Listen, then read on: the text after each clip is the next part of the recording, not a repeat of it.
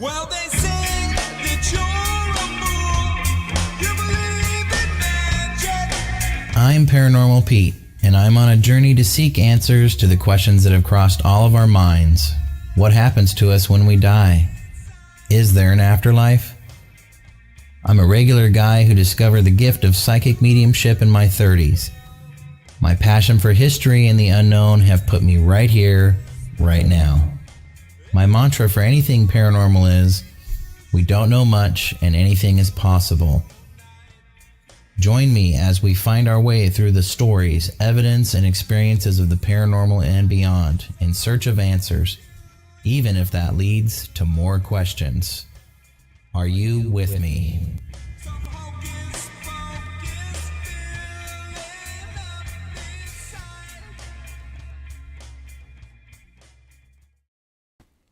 Greetings, everybody. Welcome to the Paranormal Pete Show. I'm your host, Pete Orbea, and we're here on WLTK-DB.com. Right up here behind me there. Go to WLTK-DB.com to see this show.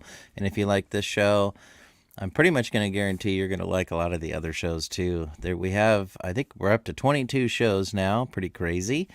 So there's lots of great content all throughout the week, going from cryptids to true crime, metaphysical, paranormal stuff. There's a lot of great topics, and I hope you can check it out. And if you can't catch the live version, because we're all so busy, right, you can definitely check out all the archived episodes on the website, or get your phone out and download the WLTK-DB app from your Play Store or Apple Store. And you can catch live shows. You can catch past shows. The app's really handy. I use it just if I'm out and about and catch a show. It's really handy. So go to your whatever you get apps from and look up WLTK-DB. We've also got a lot of new shop items on the website. So if you like the station, help support it and go get some merch from the store there. And I have some shirts. They turn out great, and wear them all the time. Wearing them out probably, but just take a trip through the whole website. We've got a newsletter. There's a blog. Sign up for the newsletter so you get a monthly newsletter. You can see what's coming up. Get you excited for the coming weeks. And as always, a big shout out to station owner and host of Haunted Voices, Todd Bates. He's always on the ones and twos. And so thanks for everything you do for the station. And also a good friend of the show and producer, Michael Beers.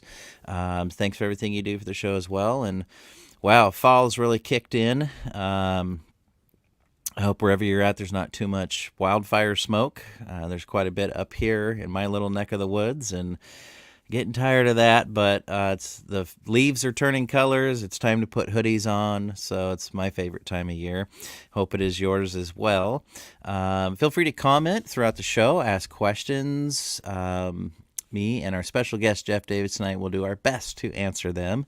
And let us know where you're watching from. You can just go in the comment section and we'll see it. Got Robin watching. Hey, Robin, thanks for watching. So it would love all the questions. We've had some great questions in the past on shows. And tonight we have a very exciting show. There's going to be a lot of different topics covered. With our good friend of the show, historian Jeff Davis. And so we're going to be covering some ghost stuff. We're going to be covering some Bigfoot stuff. We're going to be covering some interesting sound experiment stuff. So it's a great show for you tonight. I pre-recorded an episode this last weekend that's going to air next Tuesday because I will be traveling back from the OC Paracon. We'll talk about that in a second. So I pre-recorded, and very honored to have Dr. Lynn Kitai on the show, and we talked all Phoenix Lights. And that was just a really interesting conversation, and I'm going to do my best to see if I can live comment for the airing of the show. But big thanks to Dr. Lynn for coming on, and we look forward to having her back on this show. We got a lot of ghost walk tours coming up. It's 'tis the season, right? Ghosts only come out in October, so that's when you do your ghost tours. So I got a lot of those coming up. You can check all the dates and get your tickets at portgambleparanormal.com right there in my hat. And so I'm always excited for a new season. This will be my 12th 12th season, I think, of doing the ghost walks. And it's never boring. I love doing it. It's fun. It's a great time. It's a 3-hour tour. Sounds long and boring, I know, right off the bat, but it takes us every bit of 3 hours to get through everything. So there's so much history and a lot of great experiences and stories, and people have experiences on the tours, which I think is what keeps people coming back. They have an actual personal experience along the way. So it's a lot of fun. And of course, we've got the Port Gamble Ghost Conference coming up November 11th through 13th. Lucky number 13. It's our 13th annual. I can't believe it. And really looking forward to getting that, all rolled out. And for the time to get here, it's going to be fun to see everybody and hopefully see a lot of new faces as well. And you can find information about the Ghost Conference. There's a link on the PortGambleParanormal.com, or you can just go to PortGamble.com and go to the events tab, and you'll find out all about it. We've got some awesome speakers, a lot of cool classes, and a lot of them are 2 hours long this year. We're trying that out, and I think there's going to be just so much to learn and meeting people. It's going to be a good conference. I'm looking forward to it. So again, go to portgamble.com to the events tab for that information on that. I mentioned Dr. Lynn Katai is going to be on next week. After that, I've got tarot teacher, reader, Holly Cole, and her friend Crystal Valley will be joining as well. So we're going to be talking about tarot and different aspects of life that you can use tarot in, and I'm sure much more. And then the week after that, I've got Leslie Rule coming on. She's putting out a paranormal book mid-October. So we're going to be talking about her new book and probably some UFO stuff too, because she was the president of Washington's MUFON. So we'll be looking forward to having her on, and a great rest of the month of October. So more to come. This weekend, I usually have some more stuff behind me, but I've taken some things down because I'm packing right now to head down to Anaheim this weekend for the first in-person paranormal conference in Anaheim, and it's the OC Paracon. So go to ocparacon.com. And I'm very excited that WLTK-DB is going to be there in force. I'll be speaking and doing a presentation about data analysis. I bet you're all excited now after you heard that. But I'm going to be doing a presentation on data analysis and some tips on how to make it a little easier for you. And then I also get to be on the Broadcasting the Paranormal panel, so I'm looking forward to that. We've got fellow show host Nicole Strickland, who's also going to be speaking, and I think she's going to be on the Broadcasting the Paranormal panel discussion as well. And then another WLTK-DB show host, Kelly Brickle, is going to be there talking about numerology and doing a demonstration, I believe. So we're going to be out there in force. Come by and say hi. If you're coming to the conference, be sure and stop by our booths and say hello. And I'll be there at my booth all weekend offering readings and tarot readings, mediumship and tarot. So looking forward to having some fun with that and just meeting new people. It's going to be great. So go to ocparacon.com and you'll see everything that's going to be going on. It's going to be a fun weekend. Well, let's get into this next. I think we got a lot to talk about, and the time always flies on the show. But we've got historian Jeff Davis back, and I met Jeff at the Oregon Ghost Conference years ago, and it's just been fun to have him on the show a few times as a recurring guest here. He's got a wealth of information. He is a historian by trade and archaeologist, and he's traveled all over the world and has done some really interesting and cool research all over the world. And if you like history, you're going to like this guy. So let's bring on our good friend, historian Jeff Davis. Hello, Pete. Hey, Jeff. I'm with you. Welcome back. Welcome back. Last time, those darn internet goblins were getting the better of us. Yeah, absolutely. I hope the connections work out better this time. Yeah, well, I can hear you great, and your video's looking good. So, well, welcome back to the show, and thanks for coming on again. And thanks for having me. I always enjoy being on your show, and I have kind of made a running gag about, boy, Pete, you asked me these questions. You ask me questions, and I actually have to stop and think about it, and that is because you're thinking outside of a lot of other boxes. A lot of other hosts have certain number of questions in mind, and you just think differently, and the questions you ask aren't the ones I usually get. So I do appreciate that, even though I go a little we bit. we give each other a hard time about it. I think it's fun. It's all in good fun, and we got Robin here saying hello to you, Jeff. Hi, Robin. How are you doing? Yeah. Thanks for watching, and anybody else out there, say hello. Put where you're watching, what city you're from, and we'll give you a shout out there. And feel free to ask questions tonight. We love audience participation on this show, and it gets some other kinds of thinking going. And honestly, Jeff, the questions that I've asked that have made you stop were just on the fly. Yeah. It was, just as we're talking, I thought of it. It wasn't. It No, was no, not no. premeditated. No, no. If they were premeditated, you know what? They would probably be more insightful. Thanks. Little jab there. Well, Jeff and I have something in common that we've been doing for quite a while, and it's being a tour guide. And that is kind of crazy in itself. The experiences you can have. But Jeff, tell us a little bit about the tours you give down there at Fort Vancouver. What's it about?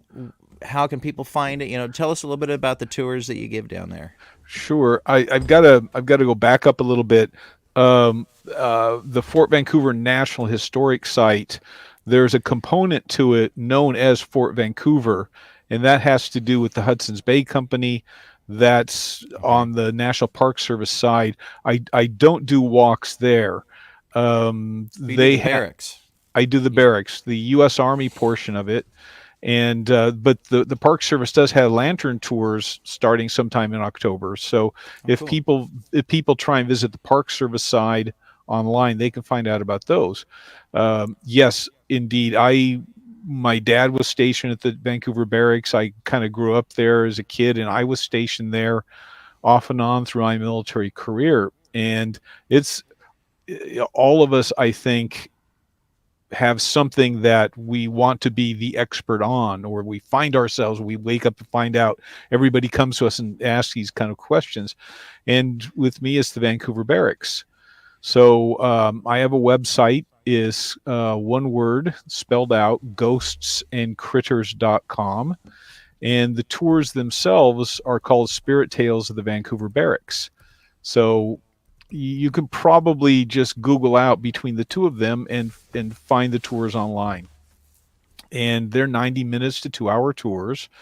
And we don't get to go into any of the buildings because most of the buildings are actually rented out and have tenants in them. But we get to go on some porches, and it's just a great place. The Vancouver Barracks were founded in 1849. The Army did not leave until 2011, and so 160 or so years of time for Right. soldiers and their families to leave something of themselves behind, spiritual imprints and so on. And it's just a beautiful, beautiful venue anyway. This kind of rolling, slow, big grassy parade ground. There actually is still one building left remaining from 1849. Oh, really? Yeah, Nice. it's the Grant. It's known as the Grant House. Ulysses S. Grant didn't live there, but that's history. Right. And it's currently closed. For the last decade or so, it was actually used as a restaurant. We're hoping in 2023, and then we can let people inside. But a whole bunch of important historical people. Philip Sheridan was at the barracks. Oliver Otis Howard from Civil War fame was at the barracks. Ulysses S. Grant, and the list is really, really long. But let's not also forget all of the individual soldiers, the privates, the sergeants, and the families. Part of the tour, we actually walk around what's known as Officers Row. This is outside of the parade ground. This whole long street with all the houses built for the officers and their families. Crazy. And so have you found I mean, is it multiple locations that have reported hauntings, and so you're kind of you know, going down the street, like with a 6 shooter, this one over here, this one over here, this one. Yeah, yeah, it's like you. If I actually gave a walk that had every single incident and building that I knew about, it would actually probably be closer to a 4 or 5 hour tour. Wow. And as it is, and I'm not sure about your constraints, but because there are people actually living along the row, I, I have to try and be done by 9 p.m. Right. because of noise. Yeah. Yeah. And so but I also do. I actually have a whole bunch of people with younger kids that would like something in daytime too. So Yeah. children are a little bit braver at noon. So I actually do ghost walk some Sundays at noon. Oh, that's cool. Yeah. So all ages could come to that one. Yeah, absolutely.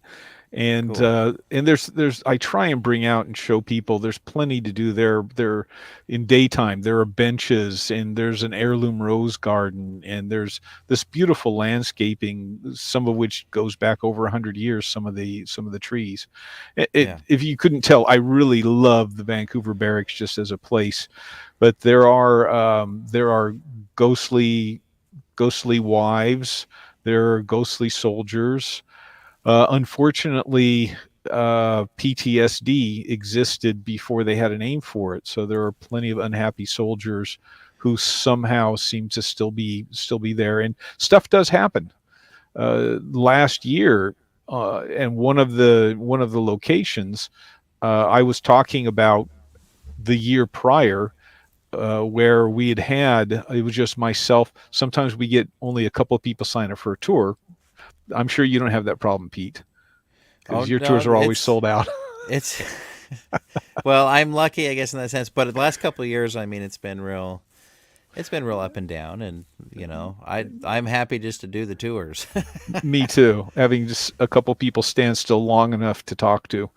But Yeah. I was doing one of my tours a couple of years ago, and it was just three of us standing on the porch of the post hospital building, Okay. highly haunted, and I actually felt through the floor, and I heard thump thump thump like somebody was underneath with a stick or a hammer banging on the floor.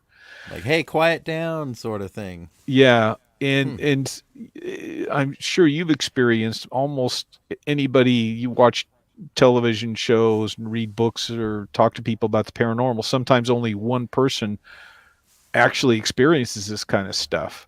And then you talk about it and everybody looks at like you're crazy and like they back away from you a little bit. And so in that instance, I actually looked at them and they were looking at me and I said, I gotta ask you, do you hear this thumping? Oh my God, we did. We just didn't want to say anything. And so there's a husband and wife. The husband walked down off the porch and walked around the width of the porch so he could look through one of the ventilation grills underneath the porch. And as you might expect, there's nobody there. Nice. But but last year I was telling that story, and after the tour was over with, uh, this one car pulled up, and the last person stuck around and said, "Jeff, did you hear the drumming?" And I said, "No, what?" "When you were talking about that thumping on the porch, I started hearing drumming. Brum, brum, brum." And it went on through the entire time you were talking about it, and nobody seemed to hear it but me. And then I could hear it. We walked off the steps. We went all the way around the side of the building, and when we lost sight, the sound stopped. And this was one of these instances where I had to say, "No, I did not hear a thing." Yeah, but somebody else did, which is interesting, and Yeah. oh wow, so that's cool. It's so fun when you can go on a tour with the possibility of having an experience, and I think a lot of ghost type tours, there's always a potential for that. And I can see your passion come through. What's like your favorite thing about giving the tours? What's the best part of it for you? I enjoy so much about this. The effect that I enjoy is I'm actually teaching people history without boring them. Yes. You too. Yeah, I know you are. And you are. And so many people don't like history because they had really bad teachers in social studies or in college. Exactly. And history is fun. It just depends on what part of history you talk about, I guess. Yeah. Let's not talk about how many bushels of wheat you can get out of 50 acres of land in Iowa. Let's talk about Uncle Joe, who was harvesting and actually fell under the combine. No, let's not talk Yeah. about it either. But Well, that's where I would go. yeah, Awesome. Yeah, I think you're right on with that. It's the teaching history without boring people. And actually, I have found more love of history than I thought I had, just in sharing the history here in Port Gamble. And it's kind of, you always can find more. You can always find something else. And so it's like, it's almost never ending. You can master something, but with history, there's always some other account. There's, something that you can always learn and grab on from. So it's just cool. I think it's really cool that your approach is that way. yeah. Thank you. I enjoyed it. It's very briefly. I'm in the midst of one of these puzzlers that I'll probably never get a resolution on, and it's not necessarily ghostly. The Army Cemetery, which dates to about 1880, and is now a national cemetery, so it's still in use. Oh. There's a gravestone in there of actually a sailor. He died in 1923, and he was on the USS Oklahoma. He died, according to the records, he died while traveling through the Panama Canal. Okay. And then a month later, his body was buried in Vancouver, Washington. So they had to have put his body in the freezer. But how and why did they decide to bury him in Vancouver? I looked up a very brief obituary and never mentioned family being in town. And so, Have you found that he was like stationed there at one point, or? no, I mean, he was Navy, so he was Navy. He was a fireman third class, and so I've tried finding. They had their own newspaper on board ship called the Sea Bag, and I've written to the National Archives as well as the state of Oklahoma. They actually have some paper copies of some of that newspaper, Oh, wow. but not 1923. Oh. So this is one that that we'll probably never get a resolution on, and I know from talking to you about some of the things going on in Port Gamble, for me, and I'm guessing for you too, it is those mysteries, those little Easter eggs. We'll never be able to get open without cracking them too much. Exactly, and that keeps exactly. That's what keeps you going, right? Yeah. Is those mysteries. And yeah, I think it's so cool. We got a comment here. Nikki, hey, thanks for watching. LOL, Seabag sounds like something I say when the Seahawks are losing. which is far too often, right? Yeah, if you're in the Northwest, yeah, that makes a lot of sense. It's Seahawks country out here. That's funny. Thanks for the comment. Well, everybody go to ghostandcritters.com to get to where you need to get to go on one of Jeff's tours. And one of these days I'm going to get down there, and I'd so love to hear the history and possibly experience something too. So I look forward to that. And thanks for sharing everything that you did for it. Oh, my pleasure. Thanks for even asking. Yeah. Well, us tour guides, we got to stick together. We got to band together. It is our time. That is right. Spooky time. Like I said in my intro, the ghosts only come out in October, right? and only at 2:00 in the morning. Right. Yeah. Which I'll say a lot of my best evidence that I've collected over the years has usually been in the summer. I don't know why that is, but it's usually been in the summer. Well, I'm one of these people who subscribes to the theory that it is not that ghosts are more active at night. If ghosts exist as an extension of corporeal bodily existence, then they should follow in death the same pattern as in life. When are people most active? During the day. It's just Yeah. we, the living, are so busy. There's so much stimulus, especially now, calling Yeah. for our attention. We don't perceive them. Have gotten a lot of interesting anomalous readings and things just on really, really quiet days in Yeah. daylight. Yeah, during the day there's so much noise pollution, and it's just Hmm. we, like you said, so much stimuli around that it's like we're not focused. We're not, we're just Exactly. going about our day. And we've got a couple people checking in here. So Nikki's and hey guys, thank you, and then Beth checking in. Hey Beth, thanks for Hey, Beth. watching. And yeah, thanks for watching, you guys. So let's kind of get into, we're going to be getting into a station break, and I want to just spend a little bit of time on Hmm. the Alaskan killer Bigfoot, the historical finds, because the darn internet goblins have gotten us the last couple times, and you weren't able to share everything that you wanted to. And from watching the show and hearing you on there, one line stuck out to me that was, this is, some of the most interesting historical findings I've ever made.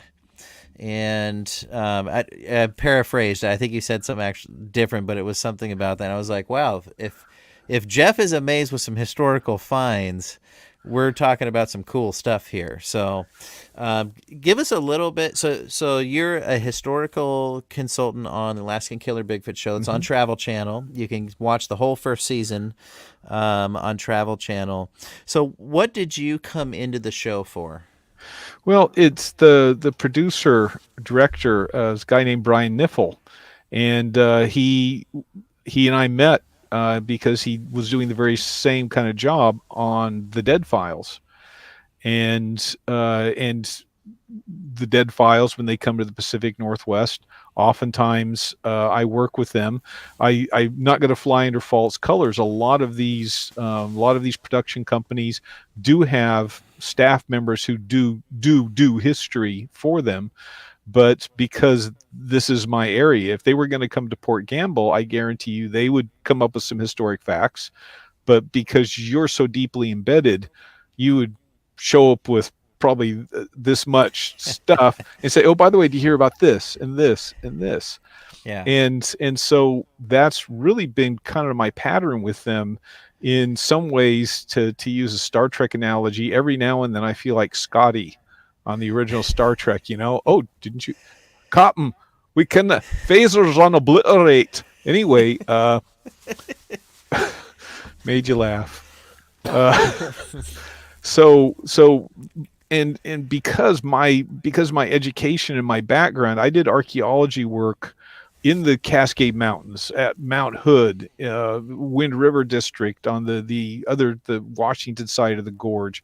Hmm. I worked a lot of different forests. Mount St. Helens I worked too, and with undergraduate work and even private contracting, working with some Native American tribes, I became, of course, familiar with ethnographies, which are anthropologists visit somewhere and they will ask and write down and record native stories and put them into kind of a database. And so I got familiar with all of that and Bigfoot and Sasquatch. And so plus working with the Vancouver Barracks and working essentially all of these European exploration voyages were all military run, and so it's part of military Right. history too. Yeah. So Brian and I talked at various times, and they came up with a few sources, and I came up with a few and some more, and it's just really fascinating. And I hand it to Google free books. where they take these public domain books. Nathaniel Portlock, in his own lifetime, published a journal of his voyages. And so you could download that as a PDF, and it's sort of searchable. So I spent a lot of time reading Portlock's voyages, and there are some sort of translations of the Spanish expeditions, and as well as, again, these ethnographic accounts. And so that was part and parcel, and there was an archaeological archaeological investigation on the site of Portlock. And so I was instrumental in them getting a download of these historic reports, and archaeological reports. And I was really, really, really pleased to be a part of it, because all too often, you and I both, and a lot of other people doing paranormal historic research, is a friend of a friend story, or you have to be absolutely honest to say this is anecdotal. We don't know the exact source, or this source is iffy. Right. No, these are actual historic records, and the newspaper accounts. Many people did disappear or die in Portlock. This is not your cuddly Ewok style Bigfoot. and some of that may well made you laugh again.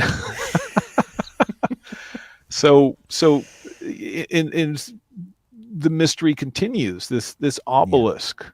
They kind of talk around it a little bit, and see, until it's investigated, my mind is full of all these possibilities, because concrete existed in Roman times. It was rediscovered in Europe starting really in the 1400s, and there are different formulas. It is possible in some cases to actually, if you get a big enough sample, send it off to a lab, and they might be able to tell you where it came from. Right. Yeah. And there are different styles, and we had a short discussion. Consider this: systems of measurement. Right now, Americans are having to deal with centimeters and meters and kilometers, and inches and feet. Right. Well, you have even older forms of measurement, even in Europe.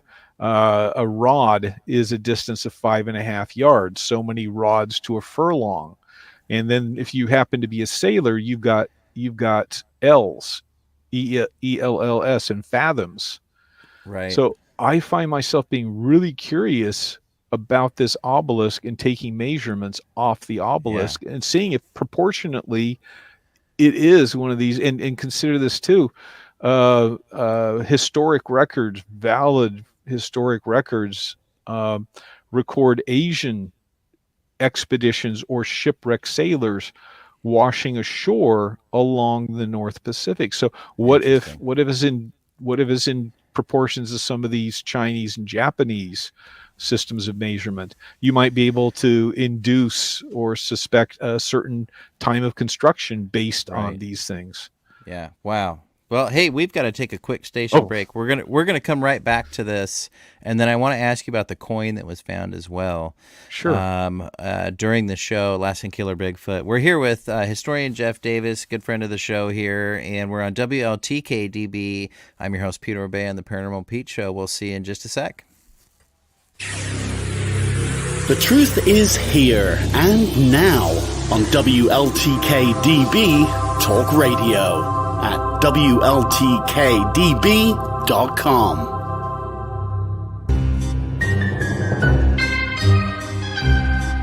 Hi, everybody. This is Patty Negri. Hi, I'm Pete Orbea. Hi, this is Nicole Strickland. My name is Hero. My name is Sean Clem. Hey, everybody. Cleet Keith here, author of Ghost of Greystone Beverly Hills. I'm excited to invite you to the OC Paracon, which is going to be the first week in October. Now, that's just some of the people you're going to meet at Orange County Paracon. That would be Anaheim's first ever paranormal conference. I'm Henry, the organizer and also the host of Paranormal Perception, inviting you to meet those people that you just saw. You'll meet everybody, including some guests, some people that we haven't even announced on the website. It's going to be a surprise. Everything, info, tickets available on that website, ocparacon.com. Hope to see you to kick off our favorite time of the year in Anaheim at OC Paracon. Take us with you on the go and download the new WLTK-DB mobile app. Search the App Store and Google Play under WLTK-DB Talk Radio. Download free today. The unexplained. It's all around us and usually supplies more questions than answers. You need answers. You need Cross Country Paranormal. Founded by Benjamin Young, CCP seeks to train, educate, and mentor anyone that has a passion for the paranormal. CCP is building a network of teams and investigations across the country, and all experience levels are welcome. Learn more about CCP on their website, ccpinvestigations.com, where you can find frequently asked questions, check out their equipment, follow their latest events, and of course, shop. Visit them now at ccpinvestigations.com. That's ccpinvestigations.com. Cross Country Paranormal. All are welcome. All are family. This is WLTK-DB Talk Radio.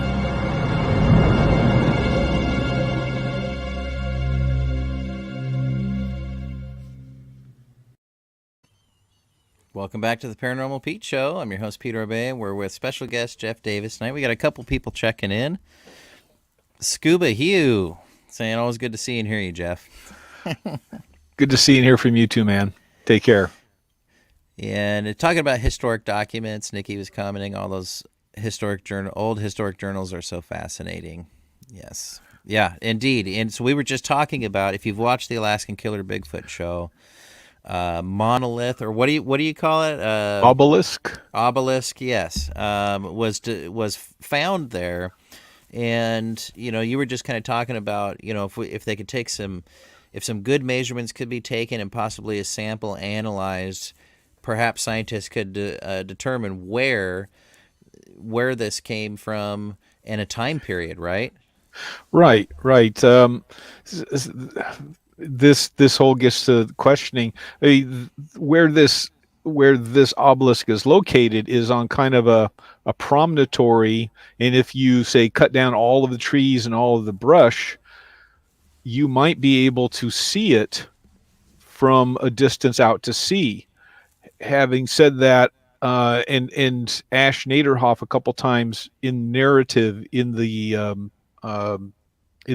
show mentions the fact that they kind of scraped off some of the dirt and it's been whitewashed, or at least parts of it have. So it may well be, on analysis, something relatively modern.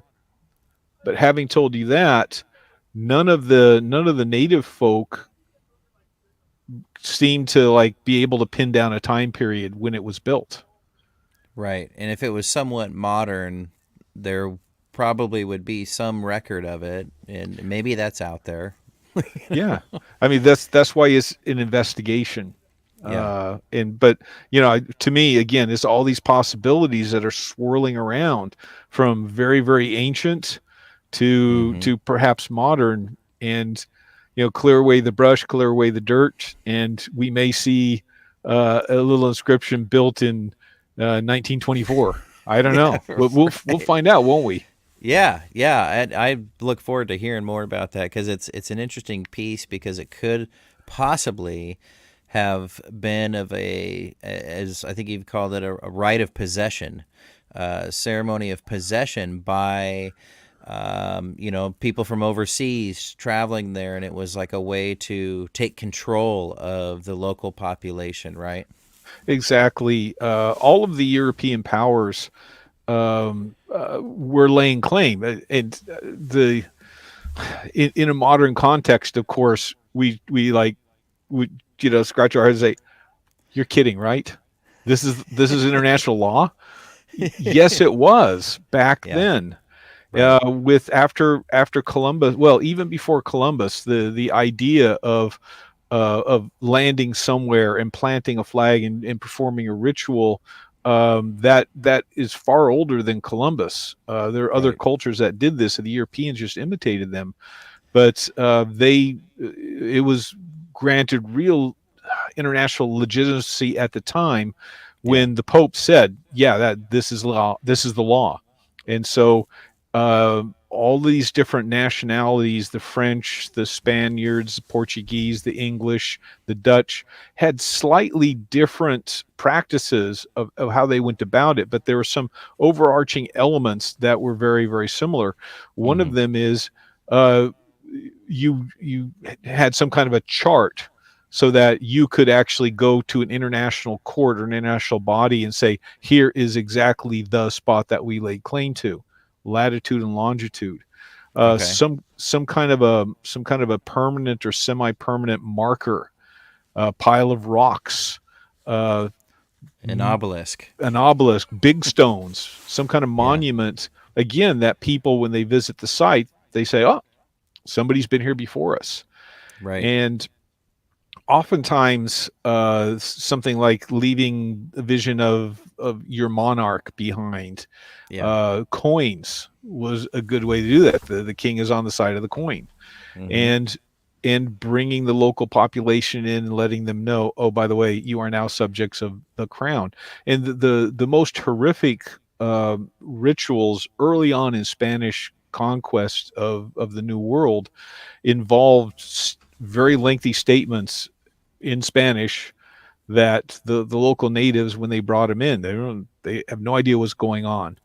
But in essence, these possession ceremonies involved an opening statement that says, well, we would like you to become Catholics, but you don't have to. But if you don't, here's all the bad things that we're going to do to you, which is we will make war upon you, and we will kill you. We will pillage the land and turn your women and children into slaves.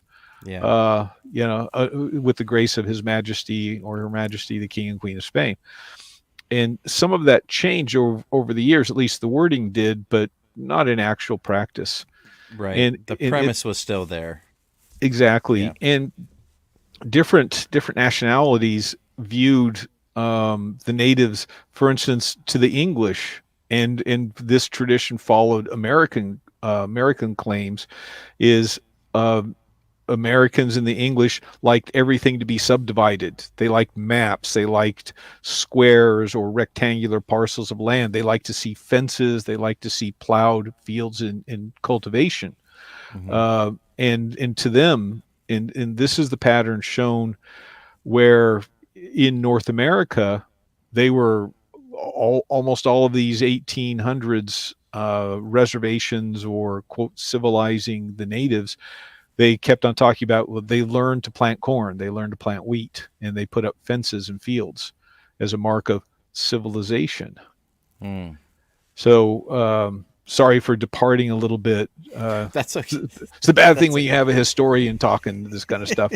But they oftentimes it was coins that were left behind, and I do not remember the date range of the coin found. What ended up happening was there was, not too far from the obelisk, the guys found a hole in the ground that was lined in part with wood and logs, and so ash started clearing it out. And when they started filtering through all the debris, they found a Spanish coin.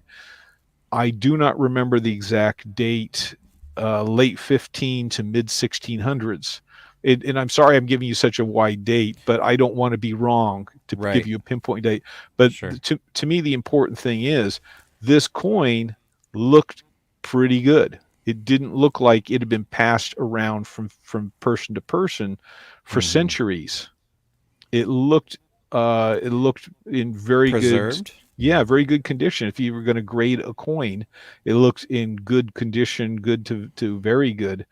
And so if that coin was part of a possession ceremony, then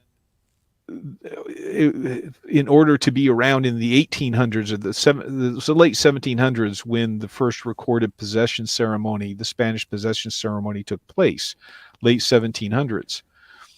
So that would have been an old coin, and even probably then. Very old even then, probably passing from hand to hand for a century or so longer. It should have been a lot more worn. Right. So this is one of these questions. Here's something else to think about. Francis Drake, the English explorer, his journals, as soon as he got back to England, they were sequestered and declared state secrets. He was supposed to be, among other things, looking for the Northwest Passage to go from North America all the way, by the polar route. So Right. we don't know how far he went. Was Drake up there? And Right. Drake was privateering privateering all these Spanish ships.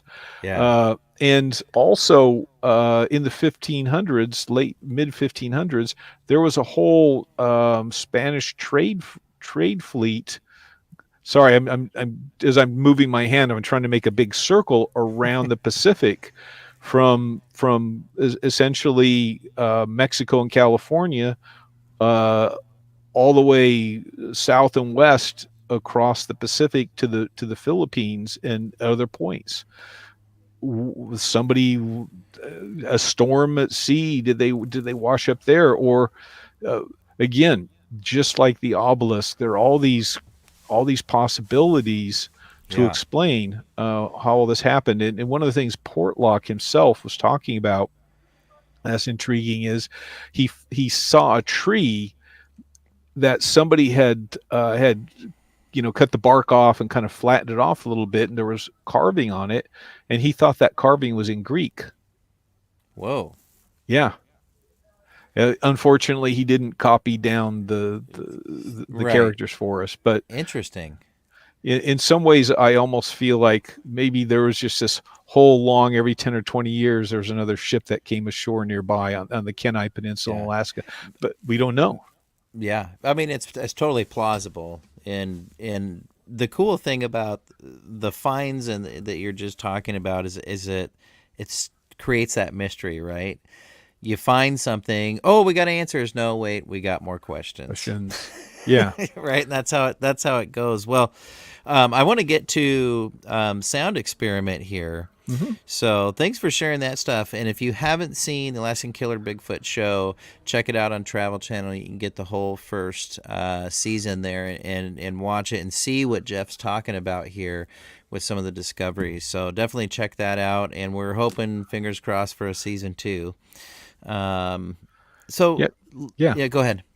Because you're also a member of the fan page, Pete. There's a Facebook fan page with over 10,000 members. Join the page. Yep.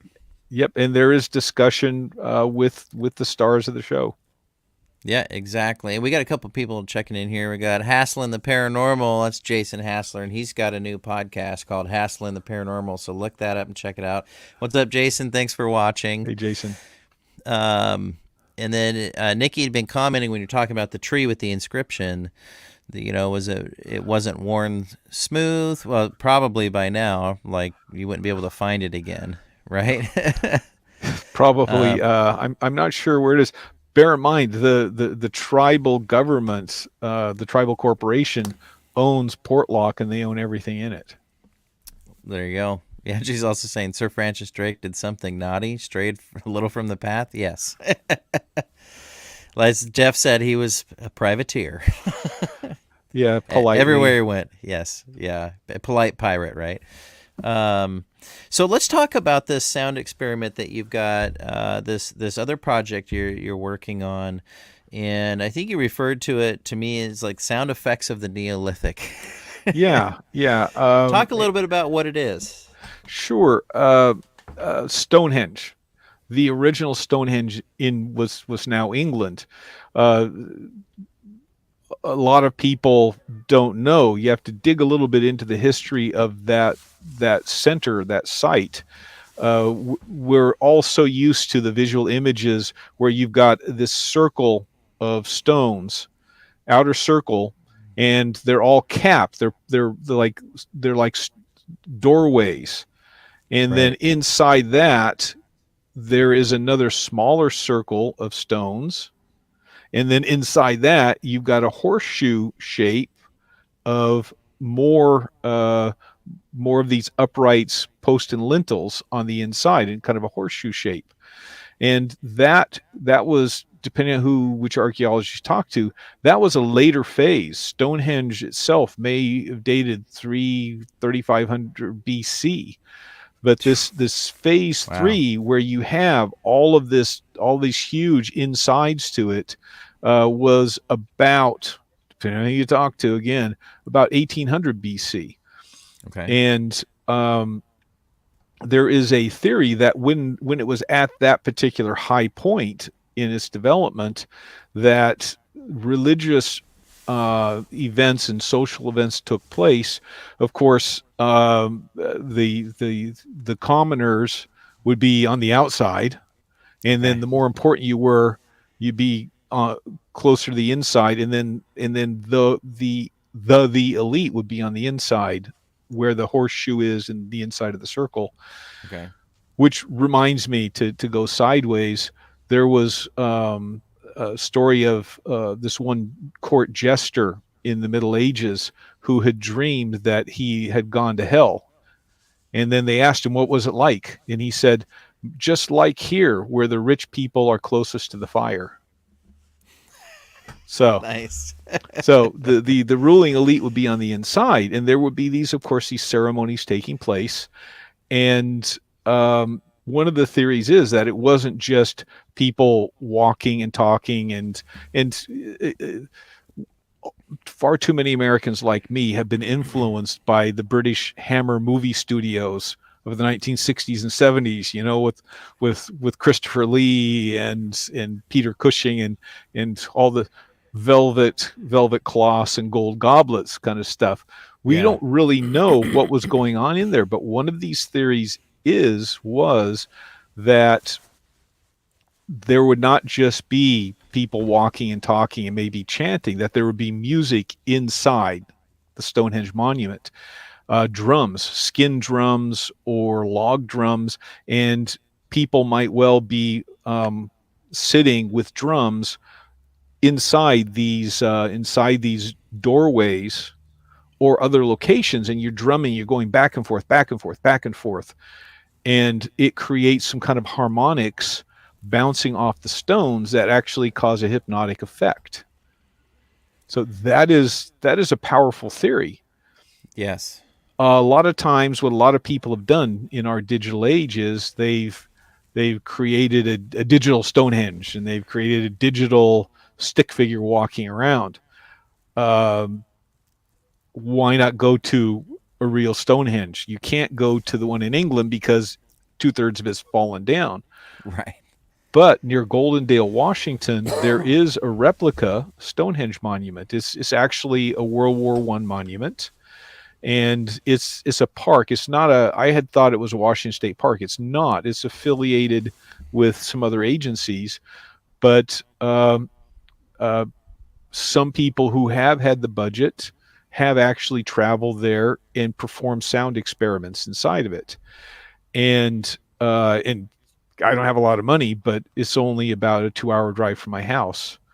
So on a couple of occasions, I've gone there, and I just posted 2 raw videos to my YouTube channel, which is Ghost Guy 01 at YouTube, and I was there for the spring equinox. I love saying the word vernal equinox. Yeah. As well as just last week for the autumnal equinox. And I just haven't had time to put everything together. But I know you and I talked before the show, not a lot of time left. One of the videos is about 3 minutes. The other is closer to 4 minutes. But if you take the time to go look at this, one of the ones is I call Entering Stonehenge. And I actually had to use a 10 millimeter lens, a fisheye lens, to really try and capture for an audience what this thing really looks like, because everything is so close together. So there are a lot of curves inside the outer circle, the inner circle, the horseshoe, and so on. And if somebody watches that, it's interesting acoustics. I walk from the outside in, and you can hear, and then once I'm inside, it is very muted. Yeah. And so that is keeping outside sounds out a little bit. And So, yeah, well, I just wanted to ask. This isn't a hard question, I hope. I'm sorry, too hard. with with experiments that are taking place, or what's kind of the is the goal to see if a hypnotic sort of effect can be created, and then kind of and then look at the, like, is there data being captured that can be reviewed to kind of see between different sound waves in different acoustical areas and volume? Is it creating like a super sound wave or an infrasound, like, or a lot of times in music you can create overtones that are not intentional, but they come in and they're there. Is that kind of what you're looking for? Is, in the data, what are you looking for?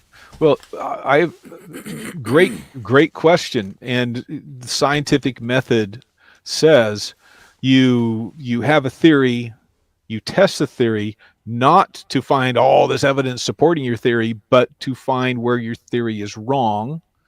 And then once you find out what's wrong, then you readjust your theory and you go back and test it again.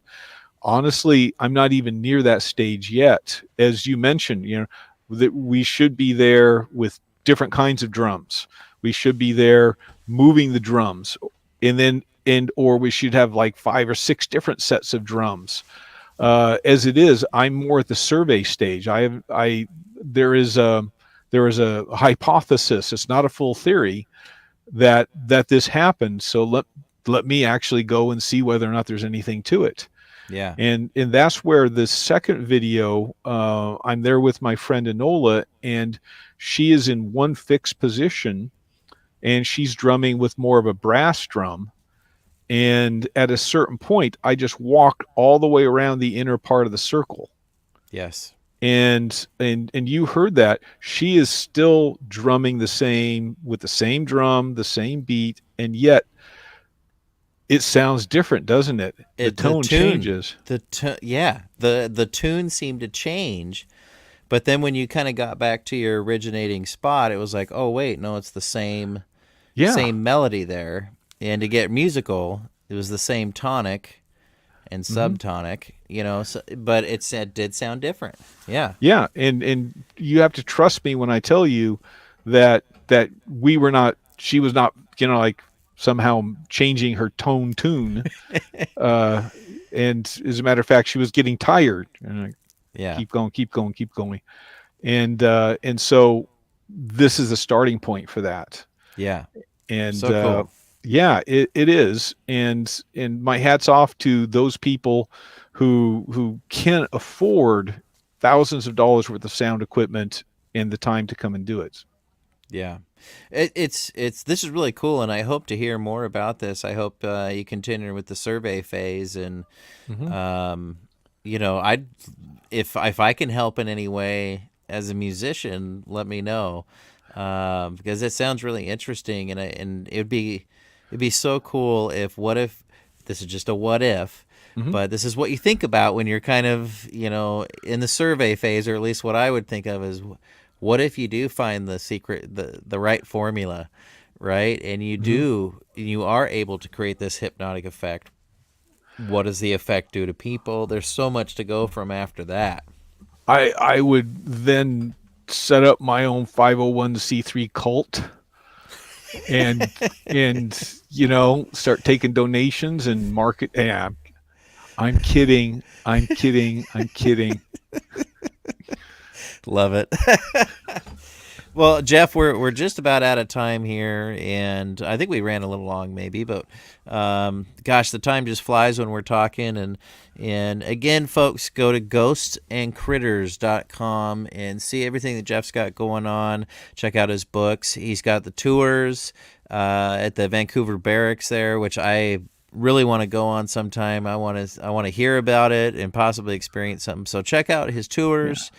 Be sure you check out Alaska Killer Bigfoot and Jeff's part on there, which is, I think, a really interesting part with adding that other historical sources and really adding to the history to the show. And then I hope to hear more in the future about this sound experiment. Yeah. Again, YouTube Ghost Guy 01 if you want to look. And yeah, I welcome input. And maybe Pete, you can come down for like a 4-dayer, and we'll do Stonehenge and we'll do the barracks. Oh, that'd be cool. All right. All Thank right. you. Yeah, that'd be fun. Thanks so much for coming on and taking the time for the show, and we'll have you on again real soon, and wishing you a wonderful October spooky season and even beyond there. So and Mike, hey Mike, have a great night everyone. Thank you. Yeah. That'd be awesome. Special episode. Oh yeah, we could do an episode from there. That would be cool. Yeah. Oh, yeah, that would be really neat. All right, now we're getting some ideas going here. Beth, thanks. And great show from Robin. Thanks, you guys. Really appreciate Yeah. it. And next week, on the 4th, we'll be airing a pre-recorded episode, like I mentioned earlier, with Dr. Lynn Katai, and we talked Phoenix Lights the whole time. We probably needed 2 hours, but we just did it in an hour. But really interesting stuff, and she shared some interesting information in the show. So check it out next week, 8 p.m. Pacific time, Paranormal Pete Show on WLTK-DB. .com or wherever you like to stream video. Just look up WLTK-DB. And I am headed off to the OC Paracon this weekend, and so my next live show on the 11th, I'll be doing a recap of the OC Paracon. Really looking forward to that. Go to ocparacon.com if you're in the area. Come down and say hello. And I leave every show with a toast that the past is history, the future's a mystery, but today's a gift because it's the present. Don't forget each week to take some time to be present. Be there with the people you're with. Be in the moment. Quit thinking about yesterday. Quit worrying about tomorrow. Be there in the moment every once in a while. And I hope it improves your life in some way. But thanks for watching the Paranormal Pete Show. I'm your host, Pete Orbay, with special guest Jeff Davis. We'll see you soon. Have a great week, everybody. Yeah. Be safe out there, everybody.